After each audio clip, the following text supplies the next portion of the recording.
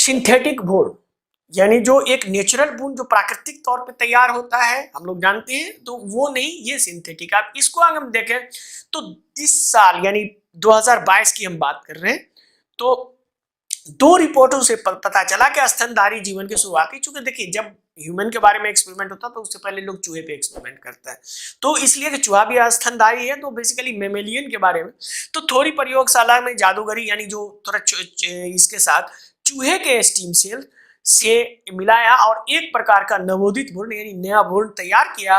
और इसमें ये जो भ्रूण है, इसमें न तो अंडे और न शुक्राणु की जरूरत पड़ी, यानी स्पर्म और एग की कोई जरूरत नहीं थी। और जैसे जैसे ये बढ़ते गया तो स्टेम सेल आगे जाके एक भ्रूण के रूप में डेवलप हुआ। और ये सिंथेटिक भ्रूण में आपको हृदय, मस्तिष्क और गट्स मतलब जो बना था, इसको आप देखेंगे तो ये बेसिकली विदाउट फर्टिलाइजेशन के बना था। नॉर्मल जो भ्रूण बनता है वो क्या होता है, फर्टिलाइजेशन से बनता है, फर्टिलाइज्ड हुआ और उससे बना। लेकिन यहाँ कुछ अलग तरीके का यूज किया गया था। यहाँ चूहे का लिया गया जो लैब में कॉमन रैट होता है, इस तरह से।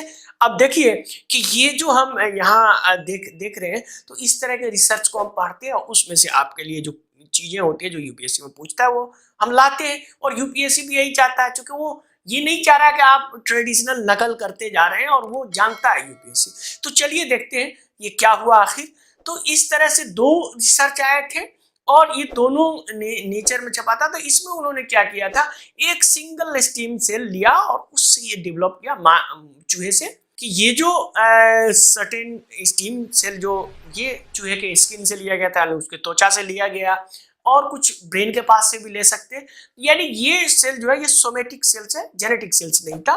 तो इस तरह के ये सेल्स लिए और उसके बाद उसको डेवलप किया गया, और ये डेवलप करके फिलहाल आपको इस तरह से ऑर्गेनाइज बना। और फिर फाइनली वो एक भ्रूण के रूप में, ये देखिए इसका हार्ट, यहाँ देखिए हार्ट बीट हो रहा है, देखिए हार्ट। अब ये जो है ये एक उनके जो स्टीम सेल्स थे उनको लेकर के एक पेट्री डिश और एक आर्टिफिशियल वूम, यानी आप इसको कह सकते हैं आर्टिफिशियल गर्भाशय, आप कह सकते हैं यूट्रस, और उसके अंदर जो वूम होता है उसके अंदर रखा गया। अब जो है इसका फायदा ये होगा कि ये इससे आप मानवता के लिए अंग बना सकेंगे, यानी कि जैसे हार्ट हो गया, किडनी हो गया, लीवर हो गया, इस तरह का हार्ट। चूंकि आज भी बहुत सारे लोग दुनिया में मर जाते हैं अंगदाता के बिना। अरे रुकिए जरा, चैनल को सब्सक्राइब कीजिए और इसे शेयर जरूर कीजिए। शुक्रिया।